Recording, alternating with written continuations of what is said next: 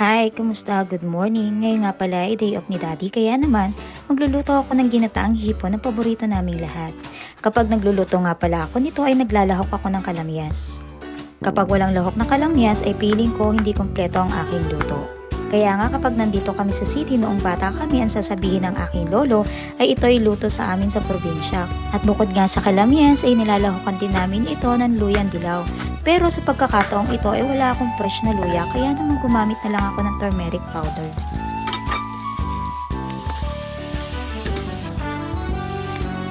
Pagkatapos ko nga ma-prepare ang mga ingredients ay heto, niluto ko na ang ginataang hipon.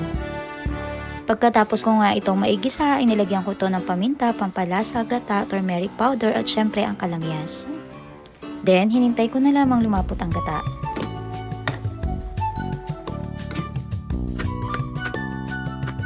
Pagkatapos ko nga magluto ng ginataang hipon ay sinunod ko naman itong itlog na maalat. Kaya naman sigurado ako na mapaparami ang kain naming lahat. Katulad nga din ng ginataang hipon ay madali lang itong gawin. Minix ko lang talaga ang mga ingredients katulad ng sibuyas, bawang, kamatis at saka ang itlog na maalat. Mas perfect nga ito sana kung meron akong hilaw na Indian mango kaso wala.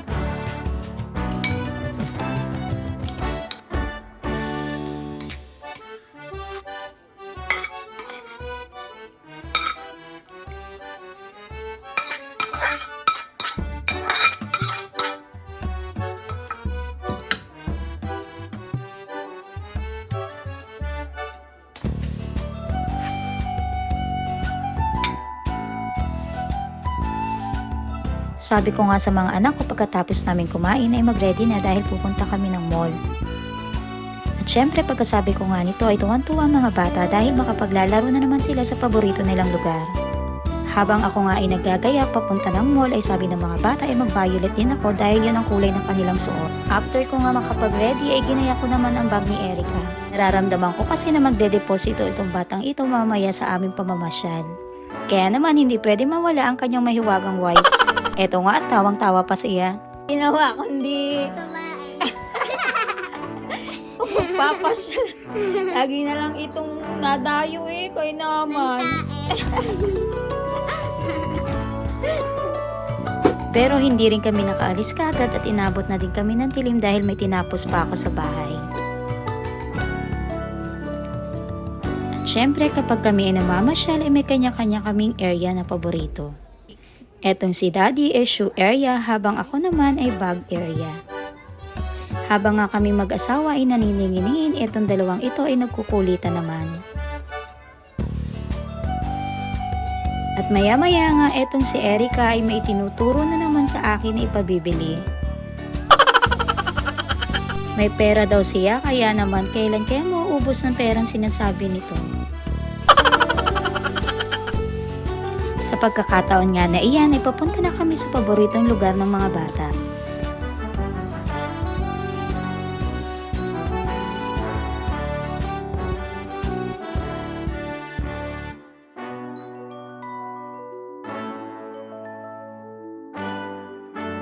At kapag nga kami ay nandito, hindi rin kami papatalo ni Daddy at kami rin ay naglalaro.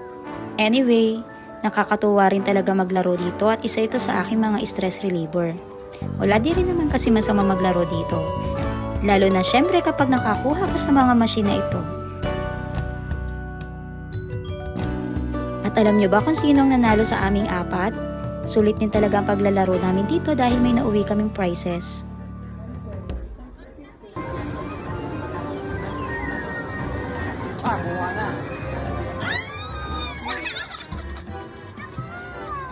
Kaya naman uuwi kaming masaya at rinig nyo naman kung gaano ang tili ko dyan, diba?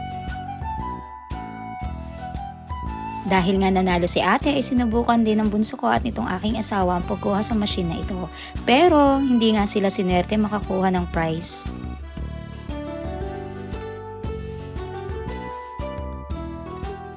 After nga maubos ang token namin ay sinamahan namin si ate itong aking bunso para magpapalit ng kanyang ticket. Then kumain na nga rin kami pagkatapos namin maglaro. After nga nito ay nakita namin itong mga Christmas decor sa gitna ng mall. Sa katuwaan nga ng mga bata ay hindi nila mapigilan magpa-picture. Pauwi na nga kami dito pero etong si Daddy tawang-tawa pa rin. Alam nyo ba kung bakit? Kasi may ginawa siyang kalokohan. Kasi nga naman etong si Daddy hinayaan kami maglakad mag-iina sa maling direksyon ng parking area. Malayo na rin talaga ang nalalakad namin mag-iina nang mapansin namin wala pala siya sa likod kaya eto tawang-tawa talaga siya.